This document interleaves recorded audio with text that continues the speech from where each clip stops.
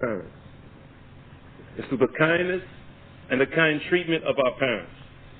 Allah subhanahu wa ta'ala says in his book, وَبِالْوَالِدَيْنِ إِحْسَانًا إِمَّا يَبْلُغَنَّ عِنْدَكَ الْكِبَرَ أَحَدُهُمَا أَوْ كِلَاهُمَا. And to your parents, Allah has made it obligatory ihsan. Al-birr. Al-birr means ihsan, and ihsan means al-birr. Kind treatment. And this kind treatment means not just with your bodily limbs. It just doesn't mean, but it also includes taking out the garbage for them, washing the clothes for them, feeding them, helping them to have shelter when they need it, making sure that their shelter is adequate, making sure that they have heat in the winter, making sure that they're cool in the summer, that they're comfortable. It also means from your statements. Kind treatment, al-ihsan, from your statements, from your tongue. To talk to them with lutf, with rifq, with lean, with compassion. All of this is included in this ayah. And if any one of them becomes old, if both of them becomes old, or one of them becomes old, and Allah subhanahu wa ta'ala in his hikmah baligha, and in his wide expanse of wisdom, he didn't leave any, proverbially speaking, any basis uncovered. Because someone might come after this ayah was revealed and say, oh, it's only talking about the two parents. Ahaduhuma aw kilahuma. One of them or both of them. For those of us who didn't treat our parents kindly, and then Allah took your mother, Jehovah's Witness, Mormon, Seventh-day Adventist, no matter what she was, Allah took your mother, or he took your father, your Pentecostal father, or your Sikh father, or your Buddhist father. Because it doesn't make a difference. It doesn't make a difference at all what they were. Allah says, one of them or both of them. One of them or both of them when they become old. فَلَا تَقُلْ لَهُمَا أُفْ. Don't say to them, and at this particular point, I wish I did have a microphone because maybe you won't be able to hear what uf is. Uf is this.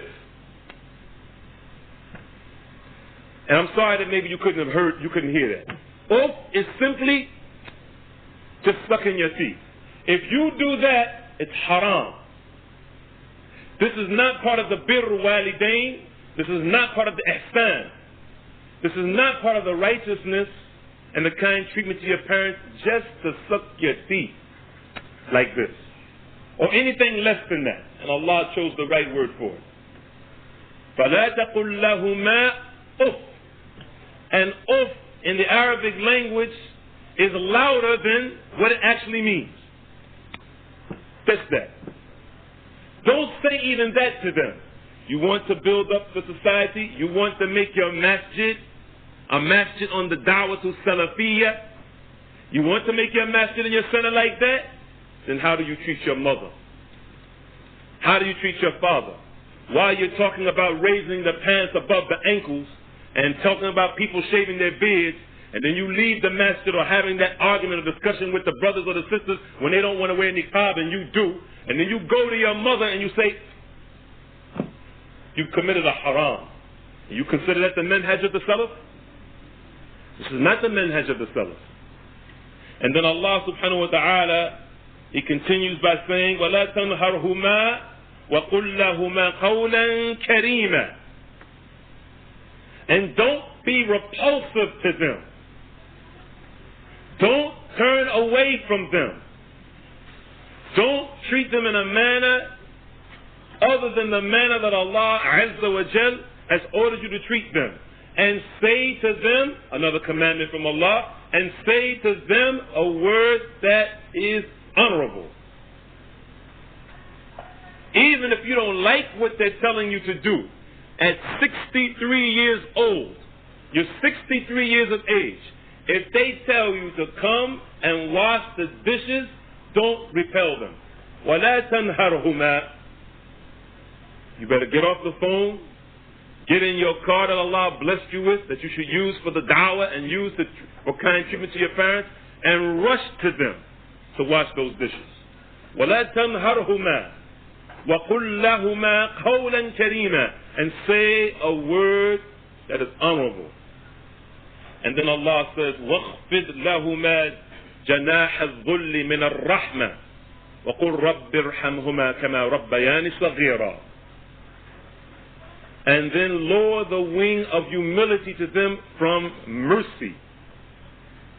مِنْ بَابِ الرَّحْمَةِ, and lower the wing of mercy to them, to both of them, especially your mother, from ar-rahmah that we ask Allah subhanahu wa ta'ala to give us.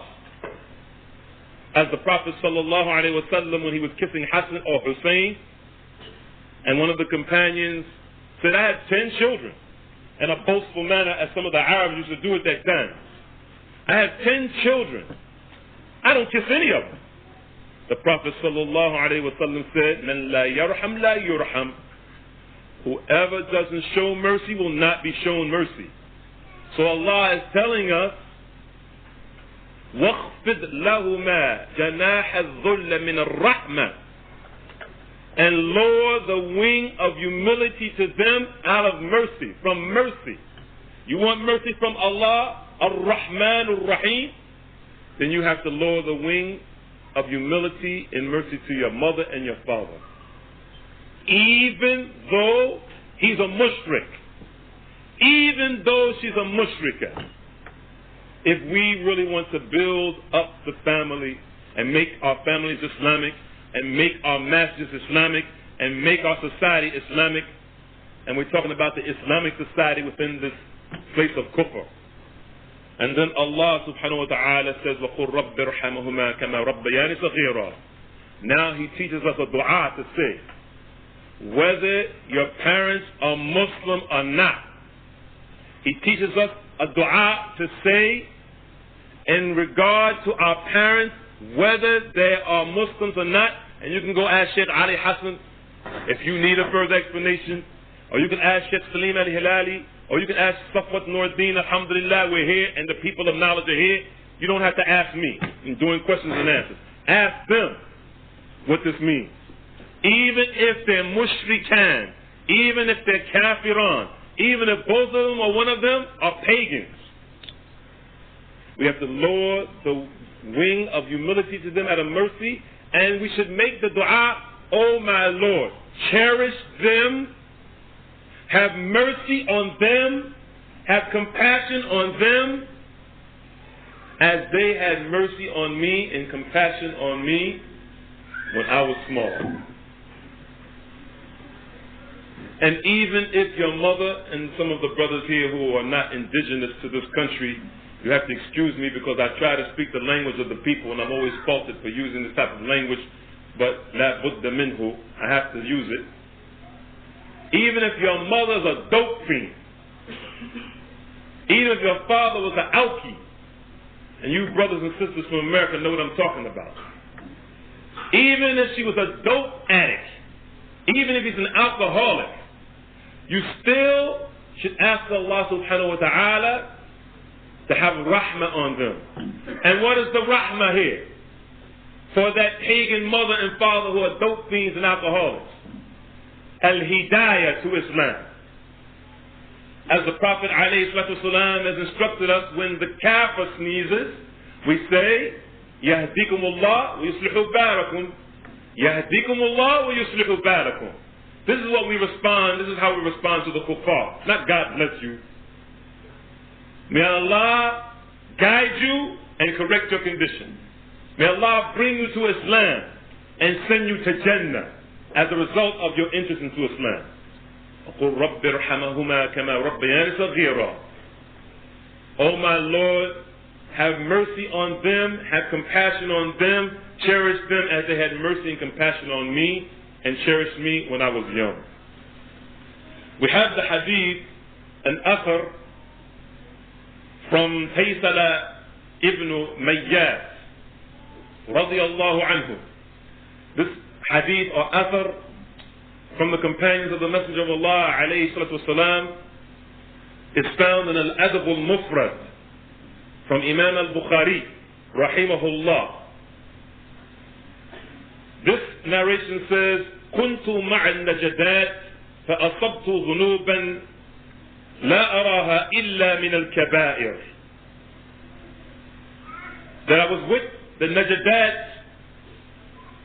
and I committed a sin, of which all of us do. Every single one of us. Some greater than others. Some don't repent for some of them. And Allah subhanahu wa ta'ala is merciful on us when we commit a major sin. From the hadith of the Prophet from Umama radiallahu ta'ala anhu, that the Prophet sallallahu alayhi wa sallam, he said, Ma min abdin muslimin, no slave Muslim of Allah subhanahu wa ta'ala that commits a sin, except that an angel takes 6 hours to write it down, and if the person in nadama wa astaghfar Allah minha, if the person has regret, he has remorse, he or she asks Allah's forgiveness, the angel doesn't write down the bad deed or the sin or the major sin for 6 full hours. If the person repents and seeks forgiveness, the angel doesn't write it down for 6 hours. 6 hours can go by. You have 6 hours to repent for that sin. If you have remorse and you seek the forgiveness of Allah, the angel will throw it away. Al-Qaha, the hadith says. وَإِلَّا كُتِبَتْ وَاحِدًا. And if you don't, and within 6 hours, the angel writes it down. This is from the mercy of Allah subhanahu wa ta'ala. So this person said, I was with the Najadat. فَأَصَبْتُ ذُنُوبًا لَا أَرَاهَا إِلَّا مِنَ الْكَبَائِرِ.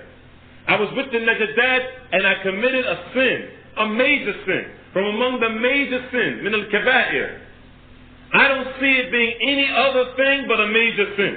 فَذَكَرْتُ ذَلِكَ لِبْنِ عُمَرٍ. And I mentioned this sin to Ibn Umar, which gives the proof that you can mention your major sins to somebody that you trust for advice on what you should do. And be careful not to mention it to people who have something against you. To people who you trust, that gives you good advice. I mentioned it to Ibn Umar radiallahu ta'ala anhuma. قال ما هي? He said, what is the sin? What is it? قلت كذا وكذا. كذا وكذا. And we find in this narration the Arabic language being employed, كذا وكذا, meaning this and that, where he didn't state what he did. He just said, I made a major sin, but he didn't state what he did. He shielded his own sins, as you should do with your brother in Islam. كذا وكذا, I did such and such. قال ليست هذه من الكبائر. He said, Abdullah ibn Umar, who knew Islam like no other Sahabi knew Islam. And we're not saying that he was the greatest among them, but he knew this being unlike any other Sahabi. He was the most tenacious on following the Sunnah. ليست هذه من الكبائر هي 9. That's not one of the major sins. There's 9. There's 9 of the kaba'ir. Listen to them. Al-ishraku billah. To make shirk with Allah. To make shirk with Allah subhanahu wa ta'ala. Wa qatlun nafama. And to kill people whom you don't have the right to kill. And the nafama that Allah subhanahu wa ta'ala uses in this hadith on the tongue of our Prophet sallallahu alaihi wasallam from inspiration. And nafama means that thing that comes out of the mother's womb and the thing that stays in the mother's womb, i.e. abortion. It means also abortion. Qatlun nafama, to kill that thing that has blood in it and has a ruh. وَالْفِرَارُ مِنَ الزَّحَفِ, and to flee from the battlefield, فِي سَبِيلِ اللَّهِ, in al-jihad. وَقَذْفُ الْمُحْصَنَةِ, and to unjustifiably, illegally blame a Muslim woman, a mu'mina, with zina. This is of the 9 major sins that Abdullah ibn Umar is citing to this companion, this tabi'i obviously, who thought that he had committed one of them. وَأَكْلُ الرِّبَا, and to keep that credit card in your wallet, that Visa and that MasterCard that you use to come to the Dawud Salafiyah conference. وَأَكْلُ الرِّبَا, and to eat the riba. وَأَكْلُ الْمَالِ الْيَتِيمِ, and to unjustifiably take the wealth, money, property, camels, food, clothing, or otherwise of the orphan. And rubbing the head of the orphan is a mercy for you, and you'll get Jannah, inshallah. If you rub it, you'll get Jannah, inshallah, at most, or at least mercy. وَأَكْلَ الْمَالِ الْيَتِيمِ, and to eat unjustifiably the property and the wealth of the orphan. وَإِلْحَادُ فِي الْمَسْجِدِ, and ilhadu fil masjid, I want to leave, because there were too many explanations that I found for this statement. So we're going to ask one of the mashayikh the meaning of ilhad fil masjid. وَالَّذِي يَسْتَسْخَرْ, and the one who makes an istihza, who mocks his brother in Islam, who makes fun of his brother in Islam, who makes fun of his sister in Islam or her sister in Islam, to deride them, to mock them. The one who does this is a major sin. It doesn't make any difference if you did it with your tongue or if you thought it. It doesn't make any difference. For just as suspicion of your brother in Islam, as the ulama say, is ghibatul qalb, is the backbiting of the heart, just to mock your brother in your mind is still a sin. You don't have to do it with your tongue. Because perhaps, as Allah subhanahu wa ta'ala says in Surah Al-Hujurat, he might be better than you. And Allah knows who has taqwa and who doesn't. And Allah knows who's really righteous and who isn't. وَبُكَاءُ الْوَالِدَيْنِ مِنَ الْعُقُوقِ. And here's the highlighted point. Here's the shahid. And the weeping and the crying and the sobbing of your parents because of your disobedience, your disrespect, your mistreatment of them. They're crying. One tear, a half a tear, a piece of a tear coming out of their eyes is a major sin if you have disobeyed them. As a result of you disrespecting them, you believing in that Sikh God, get out my face. You say that white hippie on the cross is your Lord, get out of here, Ma. This is not the way of the people of the past. Even though we hate kufr and shirk, to speak to your mother and your father like this, and to make them cry, even though they're crying over their pagan gods, even though they're crying over their pagan gods, to make them cry, to be disrespectful to them, is a major sin. It's a major sin. قال لي ابن عمر رضي الله تعالى عنهما, and then Umar's son Abdullah said to me, أتفرق من النار وتحب أن تدخل الجنة. أتفرق من النار. Do you have al-khawf? Do you have al-jaza'? Do you have fear of the hellfire? And do you hope and like and would you love to be in the paradise and the garden of Allah? قلت أي والله إيو والله أي نعم والله. Yes, I swear by Allah. Meaning, I swear by Allah, I fear the hellfire and I want to be placed in the Jannah.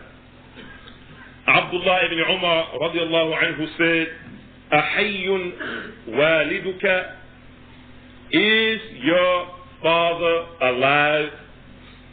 Qultu indi ummi. He said, my mother's with me. Meaning, my father's gone, he has died, and my mother is still alive. قال عبد الله ابن عمر رضي الله عنهما فوالله لو ألنت لها الكلام وأطعمتها الطعام لتدخلن الجنة ما اجتنبت الكبائر. He said, I swear now by Allah. فوالله, Abdullah ibn Umar said, if you were to talk to her with kind, sweet, gentle speech, if you were to lower your voice, not raising your voice to your mother, since she's the only one that's left of your Jannah and your Nar among your parents, if you were to speak to her with kind talk, as Allah subhanahu wa ta'ala ordered Musa and Harun alayhim as-salatu was-salam wa ala nabiyyina kadhalik to speak to Fir'aun, who said, Ana rabbukumul a'la, this one who said that I was Allah, your Lord the Most High, Fir'aun. And Allah told Musa and Harun to speak to him with a kind word. How much more your mother? If you were to speak to her with kind, gentle words, وَأَطْعَمْتَهَا الطَّعَامِ, and you were to feed her, not allowing some kuffar in some senior citizen building or some old folks home place a cross over her bed, whether she believes in it or not, and to feed her food, whether it's haram or not, and you not take the responsibility for that. If you were to do all of these things, لَتَدْخُلَنَّ الْجَنَّةِ, you, and the wording that he used, لَتَدْخُلَنَّ الْجَنَّةِ, with the noon, with the shadda on it. Noon al-thaqila. Noon al-thaqila. This means, Wallahi, لَتَدْخُلَنَّ الْجَنَّةِ, you will surely enter into the paradise. مَجْتَنَبْتَ الْكَبَائِرِ. Here's the condition. As long as you stayed away from the major sins. As long as you stayed away from backbiting your brother and slandering your brother. All that other stuff you're doing that you think you're getting credit for, but you backbit your brother and you slandered your sister. All the tahajjud, all the fasting in Ramadan, all those things, you slandered your brother. You backbit your sister in Islam. As long as you stayed away from the major sins, you're going to Jannah. This is what we're designed, brothers and sisters in Islam. This is what we want from Allah, Al-Jannah. You ask somebody walking through the hallways, where are you going now? Where do you want to go? You get into a cab, the cab driver asks you, where are you going? Where do you want to go? You say, Jannah. That's what you should be saying. Jannah. That's where I want to go. Where do you want to go? I want to go to Jannah too. Then treat your parents kindly. Honor your mother and your father. The Prophet sallallahu alayhi wa sallam, on the authority of Abdullah ibn Umar ibn A'as radiyallahu anhuma, that he, the companion, said, Anna Rasulullah sallallahu alayhi wa sallam atahu rajul, that a man came to the Messenger of Allah sallallahu alayhi wa sallam, فقال, Ya Rasulullah, inna li malan wa waladan, wa inna abi yajtahu mali. He says, O Messenger of Allah, I have money and I have children. Meaning, I have a lot of money and I have a lot of children. And my father keeps depleting my wealth. He keeps taking from my wealth. فقال رسول الله صلى الله عليه وسلم أنت ومالك لأبيك إن أولادكم من أطيب كسبكم فكلوا من كسب أولادكم رواه أبو داود. He said أنت ومالك لأبيك, you and your cash belongs to your father. You and your property belongs to your father. وَإِنَّ أَوْلَادَكُمْ مِنْ أَطْيَبِ كَسْبِكُمْ. And your children are of the most sweetest, most prized of all your possessions. فَكُلُوا مِنْ كَسْبِ أَوْلَادِكُمْ. So if you want to eat some property and you want to have some goodness, take it from your children. Don't take it from your father. Let your father take your wealth. He has that right from Allah subhanahu wa ta'ala. I have children, I have money. My father keeps taking my wealth. أَنْتَ وَمَالُكَ لِأَبِيكَ. You and your father belong, you and your money belong to your father. This is tremendous, brothers and sisters. If we want to talk about building up the family, how this kindness to the parents builds up the family, we need to take another look at the position of our mothers and fathers. The Prophet sallallahu alaihi wasallam said, لا يجزي ولد والدا إلا أن يجده مملوكا فيشتريه فيعتقه. أو كما قاله صلى الله عليه وسلم. He said, nothing will be a recompense or an appropriate reward of a child for his parent except that he found his father a slave. The only thing that would free you, the only thing that would make you have relief, the only thing that would get you out of the clutches of being under the threat of Allah's punishment, that would give you the great reward in the next life and make you happy in this life, is that if you found, showing the rights of your father over you, that if you found him mamlukan, فَيَشْتَرِيَهُ, and you bought him out of the slavery, you bought him out of the slavery, and then you manumitted him, then you set him free. That's the only thing that will make you have this recompense and this reward from Allah. That's the right that your father has over you. That if you found him a slave, you purchased him and then let him go. Nothing other than that. Brothers and sisters in Islam, in conclusion, Allah subhanahu wa ta'ala from these ayat and these hadith and athar has put a heavy weight on our shoulders. When we return to our homes from this trip, we need to rush to our parents and try with all our level best to give them their rights. Because their rights is an obligation on us. Because the opposite of the right is an obligation. If I have a right on you, that's an obligation from you to me, and vice versa. We need to rush home while our parents or parents are still alive. No matter how many arguments we have with them, or how many debates and heated discussions we have with them, Muslims or non-Muslims, and give them their haqq, give them their due. For surely on the day of resurrection, the Prophet sallallahu alaihi wasallam has explained to us that even the hornless goat is going to receive its rights from the horned goat that gorged it. Animals. The hornless goat that didn't have the ability to protect itself from the horned goat is going to get its rights. How much more your mother and your father? وصلى الله وسلم وبارك على نبينا محمد وعلى آله وصحبه أجمعين. سبحانك اللهم وبحمدك أشهد أن لا إله إلا أنت أستغفرك وأتوب إليك.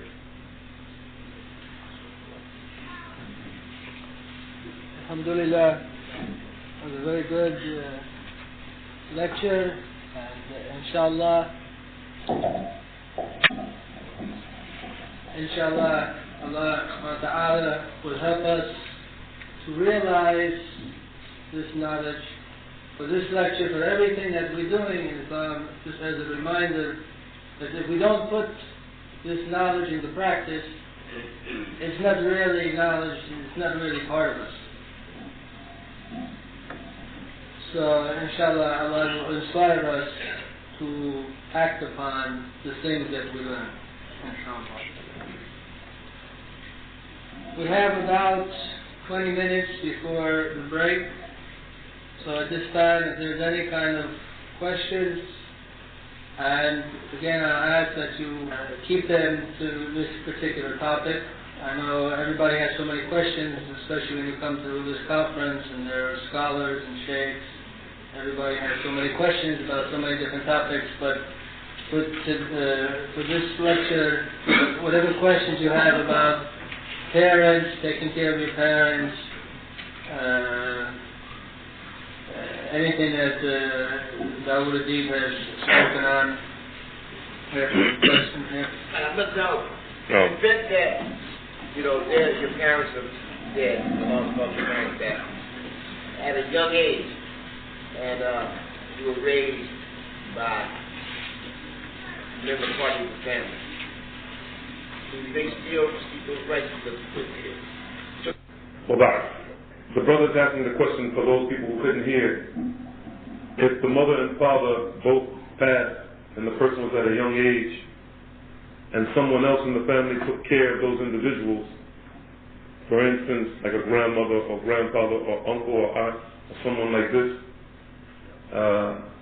do they still deserve the respect and honor that the parents would have received if they would have remained alive? And the answer is yes. The answer is yes. And the ulama have explained this in the books of fiqh and the explanations of hadith in ala, as they say, going upward, that the respect and honor that is due to your mother and your father, going upward towards your grandmother and your grandfather, and going over to your uncles and your aunts is the same.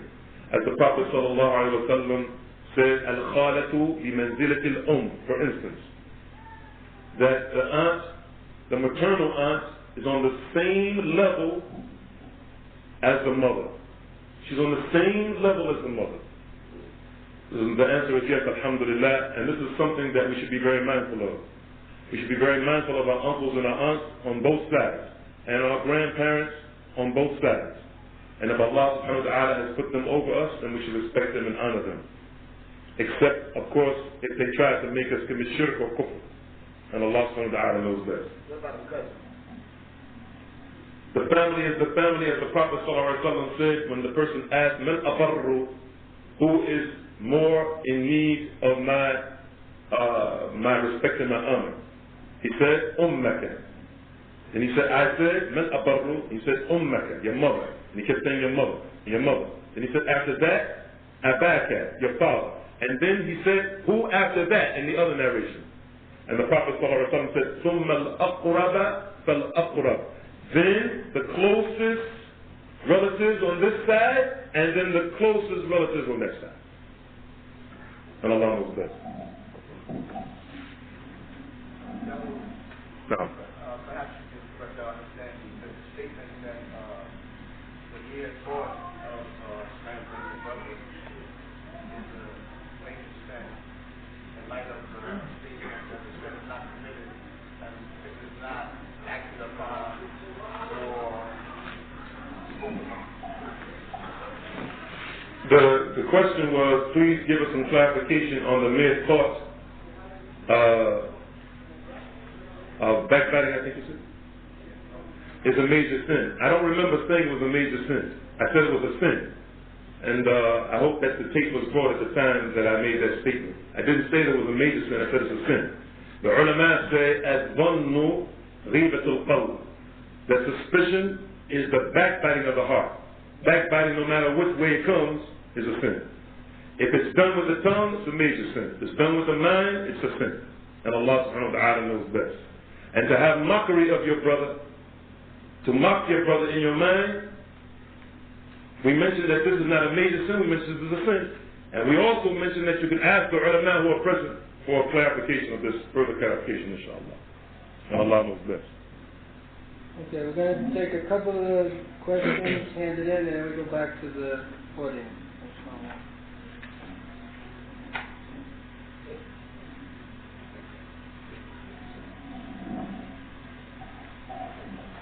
Is it permissible to cut off all ties with your parents if they are totally against your religion?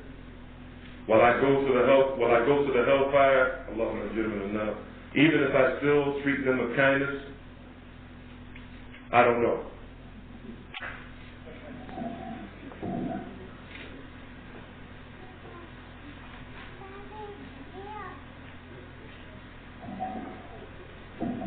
If you have a parent that separates themselves from the family and does not take care of the elderly parent, should you take that responsibility? فَاتَّقُوا اللَّهَ مَا اسْتَطَعْتُمْ. Fear Allah as much as you can and do as much as you can regarding your family. The dua for the parents that you mentioned, can you make that for the non-Muslim parents? And we mentioned this in the beginning, that this is for the non-Muslim parents too. And we also mentioned, for further clarification, you can ask the people of knowledge who are present. Allah, you better keep. What's the responsibility upon your parents if you were adopted and later you find out who your parents are? The responsibility to your parents, your adoptive parents, or your natural parents. Your responsibility to the people who rear you, they're feeding you, they're clothing you, they're giving you shelter. There should be some honor and some respect. And as for your parents, you already know the answer. Now, If you have people knowledge and your parents are not Muslim, they don't understand her knowledge. She doesn't want you to go out of the country, but she's young and she helps you. Could you leave anywhere with responsibility? the question is, if you're trying to be a student of knowledge or you're a student of knowledge, and then if you want to go and study abroad or something like this, and your mother or your father or your mother specifically doesn't understand Islam, she's not a Muslimah, and she doesn't want you to go, and she's healthy, and she has the ability to take care of herself, inshallah, you could ask Ali Hassan or one of the others and they give you the answer.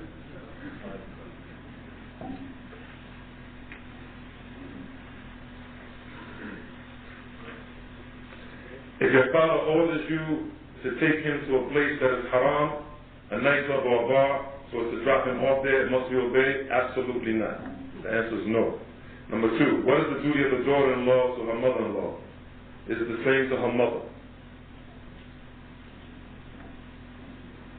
As long as she doesn't make you commit shirk and kufr. Can you expound on the ayah, Surah An-Nur, where Allah said, I brought you out of the womb of your mother? So I gave you sight and hearing and a heart.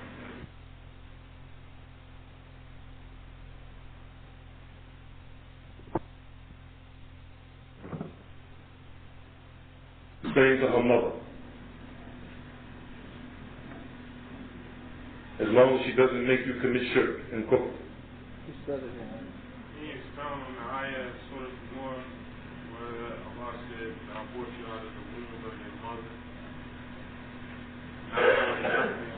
So I gave you sight and hearing and a heart that you might understand. Faithful. The brother is mentioning a verse in Surah An-Nur on where Allah subhanahu wa ta'ala mentions the meaning that he says, Allah brought you out of your mother's wombs, knowing nothing, and then he gave you sight, etc., etc., etc. Inshallah, we can ask the people of knowledge about the meaning of this ayah. Inshallah. And alhamdulillah, some people may be disturbed. They might think that this is not the Dawud Adib that they're familiar with. Well, just like Tide and other products in the supermarket, this is the new and improved Dawud Adib. Does a Muslim man have the responsibility for his Muslim wife's parents? The responsibility of the Muslim wife's parents is on the Muslims' brother-in-laws and sister-in-laws. You understand? It's their responsibility. It's your wife's brothers and sisters' responsibility. Unless the person didn't complete the question and they're saying that the person lives with them. If the parent lived with you, then she's your mother.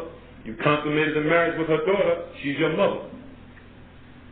She's not like your mother, she is your mother.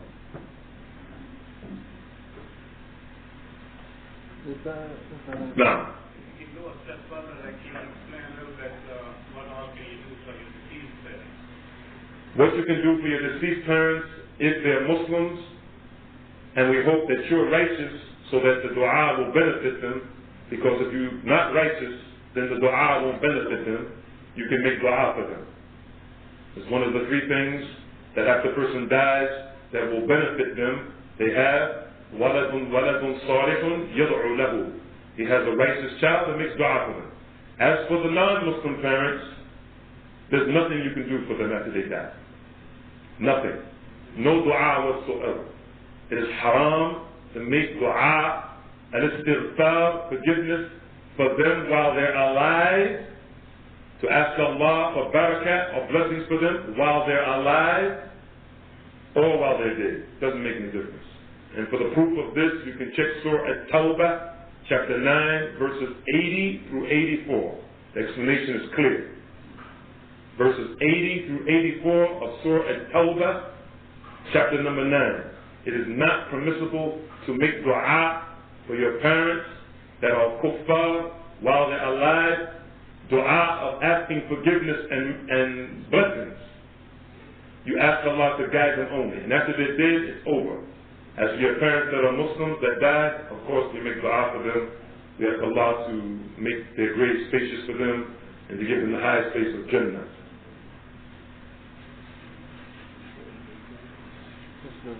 I'd like to expand on that question that you just read out, the last one. In the case where you have women who've gotten married and they've left the house, they're living with their husbands. A lot of times we see in our community that people feel that they don't have any more responsibilities over their parents, even though maybe their parents are living by themselves, they're fine and healthy. Can you address that? Did I make myself clear? No. Okay. It's like parents have 2 daughters. Both daughters get married and they're living in their respective houses with their husbands and their families. What rights do they still have on their parents? I mean, what are their responsibilities? The women's responsibilities to their parents. They don't have any brothers, just sisters. Once again, the general, for those who didn't hear, for instance, the scenario is you have 2 blood sisters who get married, alhamdulillah, and they leave the home. They're living outside of their mother's home or their father's home, or both. What is the responsibility of those 2 to their parents? And we're talking about long distance, or in the same state or same vicinity. Either way it goes, of course, if they're in the same vicinity, the responsibility is still there. The hukuk, the rights of the parents are still there. Doesn't make any difference. Even if it's long distance, we have to make sure that they're comfortable. We have to make sure that they're doing well. At least call them, fax them, do something. We have to treat them kindly. Geographical proximity does not dissolve or delete or expunge or separate the person's rights that Allah has put on them. Geographical proximity has nothing to do with it. And in fact, if you have the ability, you should be striving to live close to them. For some of you who Allah has blessed with, quote, good job, end quote, you're an accountant, you're a carpenter or a plumber, you have the ability to get up and go get another job. Accountants are needed all over the place. Your mother lives in Seattle, Washington, and you live in Philadelphia, Pennsylvania. You should get the newspaper from Seattle, Washington, and move to be close to your mother and father. And Allah subhanahu wa ta'ala knows best. No, then we'll come around. Oh, let's get this younger brother here, because the Prophet sallallahu alaihi wasallam said, لَيْسَ مِنَّا مَنْ لَمْ يَرْحَمْ صَغِيرَنَا. He's not of us who doesn't have mercy on his young ones. And we'll answer your question first. No, not you, the younger one. So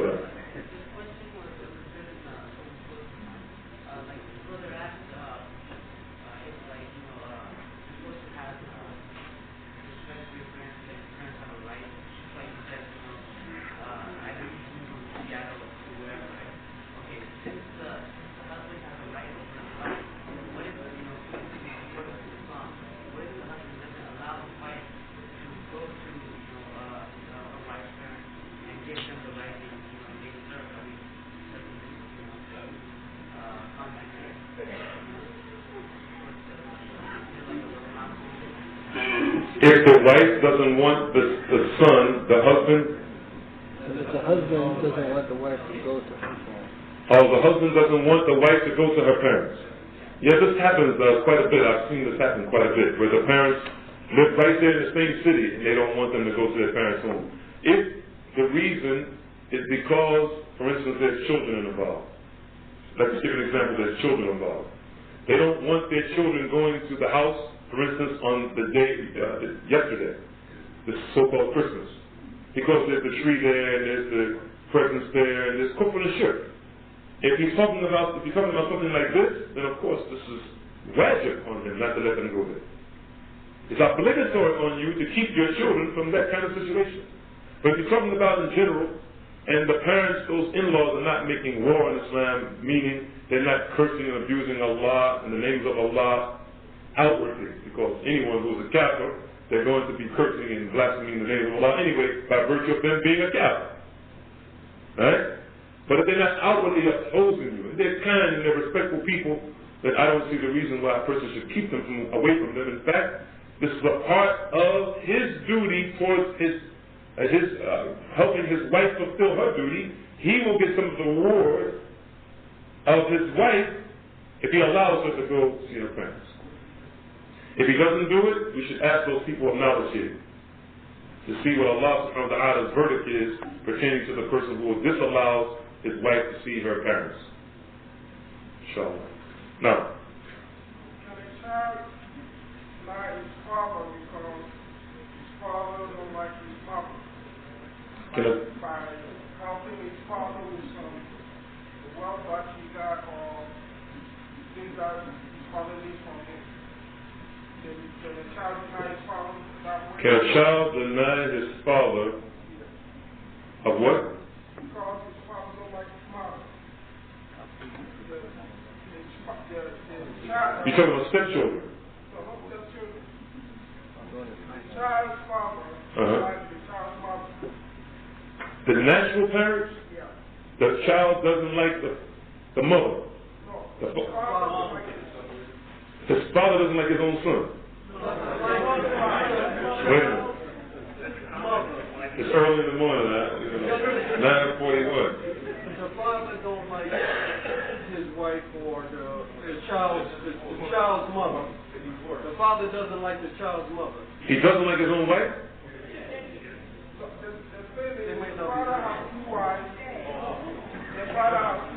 Oh, he has two. Now you're making it clear. He has two wives. Okay. And if the child says that the father don't like his mother, he's not going to support his father in the polygyny, in anything. So the question is, what is the question? Can the child do or act what he acts for denying his father or supporting his father? Allahu A'lam. I don't know. After all that, I don't know. No. In reference to the question that you was asked earlier about the breaking of relationships, and I believe that the Hadith of the Prophet said that whoever breaks the ties of relations will not enter Jannah. Could you explain that in reference to what you said you didn't know what that Hadith means? No, I don't know. I don't know the meaning of the Hadith.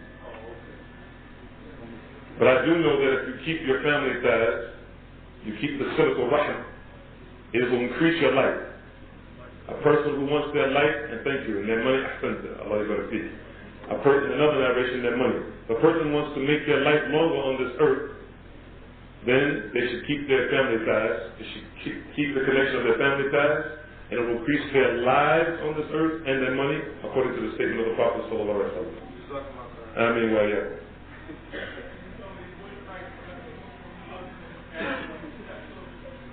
What right does a Muslim stepfather have with the children? The same thing that you say the right that the stepfather has over the children, his stepchildren? Is that what you're saying? To the best of my knowledge, you're saying rights or responsibilities?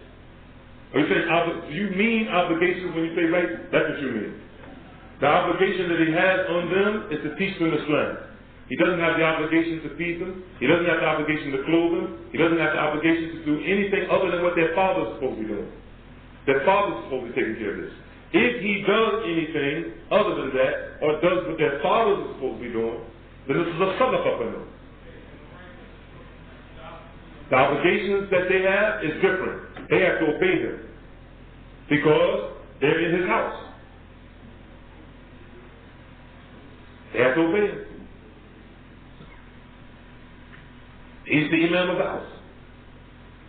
And Allah knows best. This is the last question.